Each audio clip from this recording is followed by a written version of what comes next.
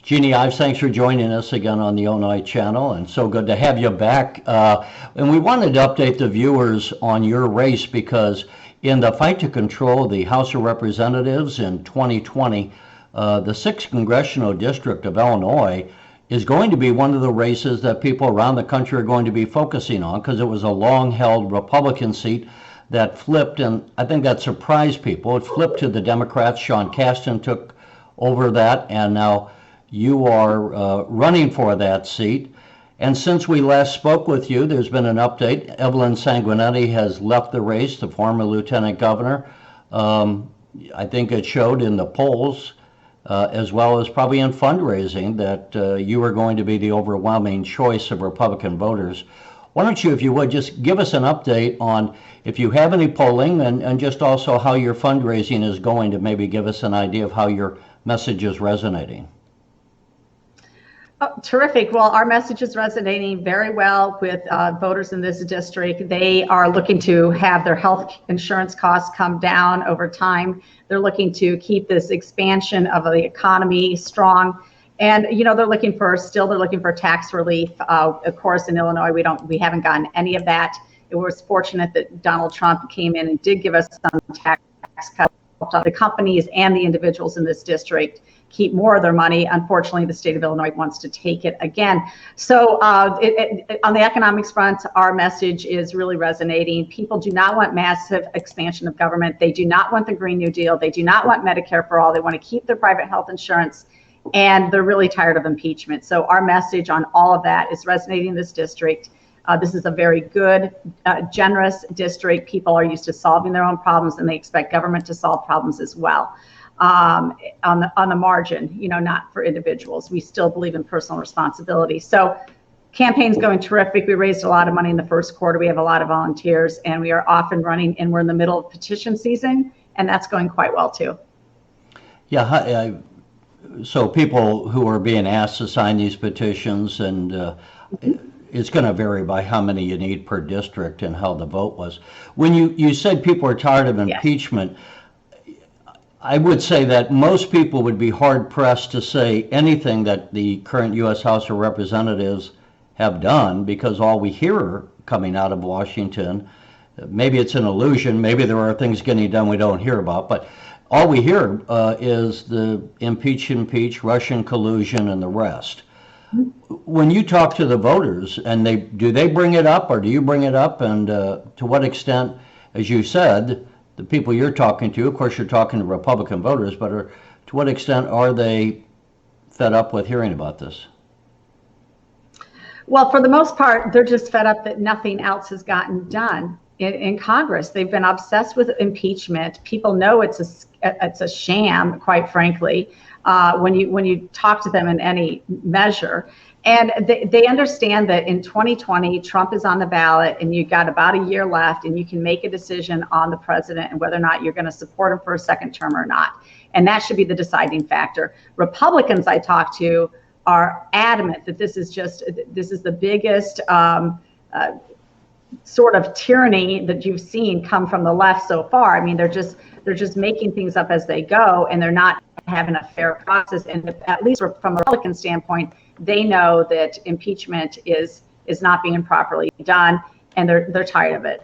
Other voters, look, they just are looking for the federal government to do what they should do in the first place, which is solve our problems on college affordability and on immigration and securing the border and keeping our military strong, and, you know, getting out of endless wars. So I think our message is going to resonate well all the way down the line. When you go out and talk to the voters, what are the issues that you find really resonates? I should say you had kind of had a theme for your campaign of freedom in many manifestations of that. When you talk to them, what kind of feedback are you getting from them, and what do they say that they want a congressperson to be doing for them? Well, truthfully, when I talk to voters across all spectrums, they really are concerned about healthcare costs. And that's everybody holistically. But they also know that they do not want government control of the healthcare. They do not want Medicare for all. But they understand that both prescription drug prices are too high for them, and healthcare insurance premiums are really unaffordable for most people who don't get it through their employer. And that kind of bothers them because they're, just one job away from maybe not having that coverage. They want to be sure that they can always get the coverage that they have and want to be able to sure that it's affordable to them. So that is kind of a scary thing to people, is the health insurance cost. That is overwhelmingly the biggest thing I hear about. It is you're in DuPage County. I guess most of the 6 is in DuPage County, is it not? 60% of the 6th congressional district is in DuPage County. The rest of the district is made up of parts of Cook, Kane, McHenry, and and Lake, a little piece of Lake. And the reason I ask, DuPage used to be a reliably Republican district. The fact that you are now trying to bring the district back, the 6th district back into the Republican fold, and that it was won by a Democrat, goes to show it is less reliably Republican. Do you hear any voters who say, I voted for Casten, but I regret it? Or what extent do you talk to those who might have voted Democrat or are Democrats? And with the economy being where it is, how is that playing into all of this? Well, there are walkaways even in this district. In fact, I was with one last night who attended a friend's fundraiser with me, and he actually had stopped by our office specifically with it, said, I'm a walk away, contact me, I want to help you with your campaign. And so that was pretty fun. I don't know who he voted for really in 2018. I think this may have been more to do with President Trump and walking away from the far left agenda that you see with the presidential candidates on the Democrat side. It probably had more to do with that, but the truth is that there are Democrats waking up to the malfeasance. And literally every Democrat needs to explain their vote in the state of Illinois. For any Democrat, you've got J.B. Pritzker under federal investigation, you got Alderman Solis, you got Alderman Burke, you got them tightening the noose around Madigan and all of his henchmen. It's one investigation, it's one subpoena after another, it's one more federal raid to find out what's going on down there. This entire thing that surrounds Exelon and ComEd and their lobbying is very suspect. So why would you vote for such a corrupt machine that has literally driven the state into debt, literally made this state the worst run state in the nation and the least taxpayer friendly state in the nation? Why would you vote for more of that? I frankly can't comprehend a Democrat vote in this state. I truly can't. Given that, I mean, honestly, there's some Republicans who voted for unbalanced budgets and tax hikes that I disapprove of too. But the Democrat Party as on a whole is completely corrupt at this point and needs to be rooted out tooth and nail. And we need a whole fresh way to look at things in Illinois. Sean Casten, the Democrat I'm running against, he's just part of that same big government spending ideas. He voted for an unbalanced budget himself already. He says that he wants to repeal the tax cuts from 2017. He's all in favor of graduated income tax here in the state, so he'd be advocating for exactly what Pritzker's agenda is. And he thinks that he deserves a pay raise, just like Madigan and company gave all the legislators a pay raise last time. This is all the same agenda, the same Democrat policies. They've destroyed the state of Illinois. Do you really want them to take that up to the federal government? I'm fighting for taxpayers. I'm fighting for freedom in every way. I'm fighting for them to respect your property tax rights. And people are going to understand that they have a clear choice, and there's going to be a clear contrast in the 2020 election in the 6th congressional district. I think everyone will hear or will know when you talk about freedom, and you talk about freedom as a theme, that we hear examples of how a conservative can't speak on a campus, or people were being told that they can't use certain pronouns or adjectives or any number of things, that you have more restrictions on guns. It just goes on and on. Do you hear, does that resonate with people to where you're getting feedback and saying, yes, we endorse what you're saying, and to the extent, do you hear that people are concerned about the America they grew up with, where you could speak your mind, where you could kind of do what you wanted to do, and we enjoyed that everyday life of freedom? Do you hear feedback that they feel that we're losing the freedom as Americans that we had enjoyed heretofore? That's an interesting question. I do speak about that on in my speeches. I speak about that in keynote speeches that I've given recently. People don't necessarily bring it up to me, and I think that there's a little bit of people that are afraid to engage in that level of discussion. That they still think that they have to be cautious about what they say, which is unfortunate, because the silent majority, which was really coined in 1968 by Richard Nixon, can't be silent anymore. Otherwise, you are going to have your minders, people who you think are your betters, people that literally reside in public schools, essentially telling your kids what pronouns they can and cannot use. And that's shameful. That's not the America that any of us grew up in. That's not the America that we want to go to. But if we don't start speaking up, the silent majority doesn't start speaking up and standing behind really good politicians that are speaking up for them, then I don't know where this leads.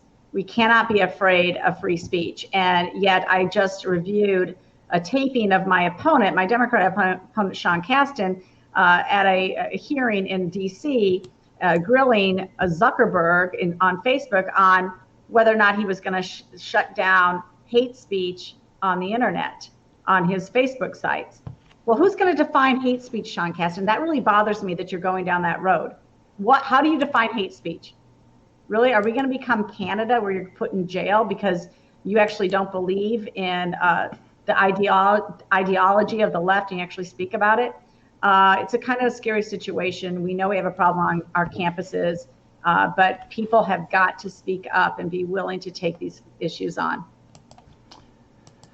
Yeah, not to editorialize too much, but as a journalist, I mean, my point is you might have be offended, but I have a right to offend, and you can walk away or condemn me for saying it. But you know, throughout the United States, the point of having the First Amendment is to protect speech, and it's not just to protect the speech that you like.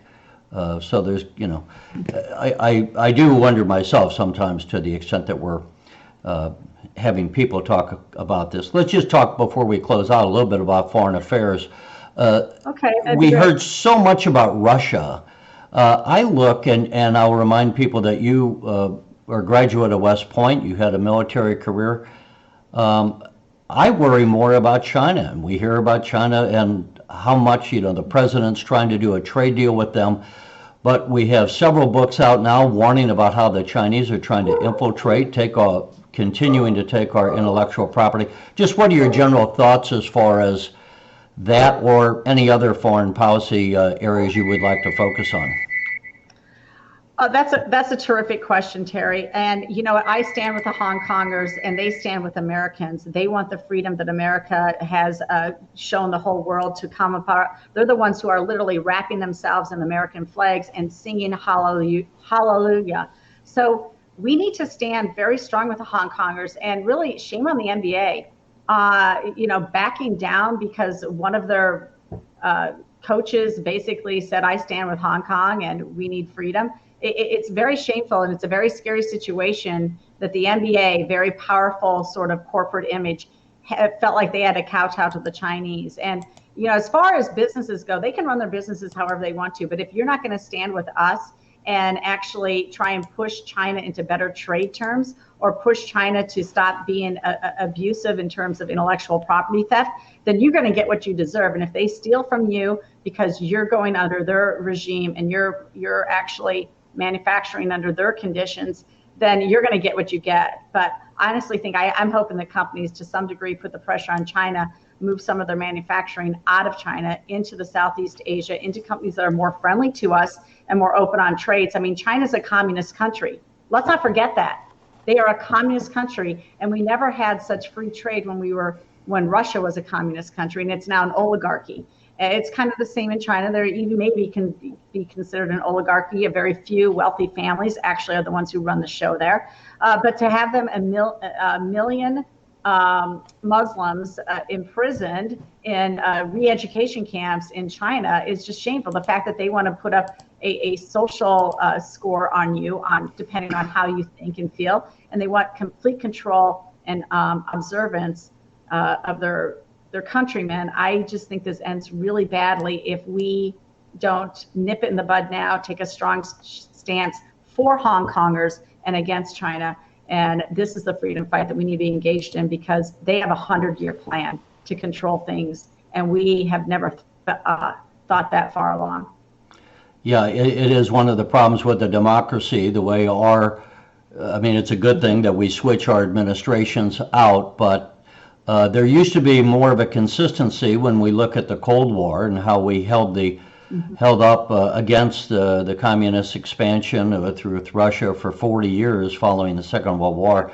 And now it seems like we're a little less consistent from one administration to the next, where the Chinese have no problem with consistency, I think. So it is something I think all the Americans have to look at. Again, your district is one of the key races in the entire United States. I suspect, it's hard to believe, and isn't that a year from now, it still won't be the election as yet. So you have to run the gauntlet. It's a long run. We appreciate you putting yourself through that for any candidate, and appreciate you taking the time to be with us. Hopefully we can just come back from time to time and get an update on how it's going. We'll reach out, as we have already, to Sean Casten, hopefully be able to touch base with him as well, and hope the visitors will get the information they need from these interviews. So Jeanne Ives, thank you as always for joining us on the All Night Channel. Thank you for having me on, Terry. Thank you. Thanks for watching, and if you haven't already, please consider subscribing to our channel. And while you're at it, please leave us a comment. Thank you for watching.